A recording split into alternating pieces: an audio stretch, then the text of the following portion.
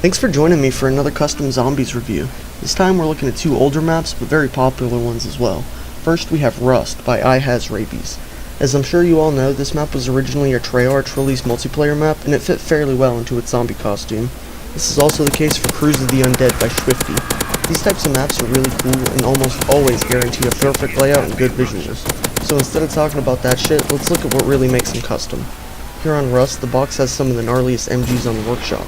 They're so strong, in fact, that I think that alone gives the player a huge boost to survivability. Over on Cruise, the weapons are fairly balanced and should provide the player with more of a challenge. One thing that's fucked here is these jump pads. What is this shit? I'm shooting all over the place.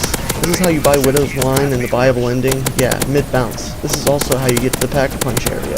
I understand why this is here, and I'm sure that some people like it, but I think it's pretty immersion-breaking and kinda goofy. Why not a fucking teleporter? On the topic of things that I think are pretty fucked, over on Rust you can just save up points for this door right here, and you'll basically guarantee your win. Okay, back to Cruise.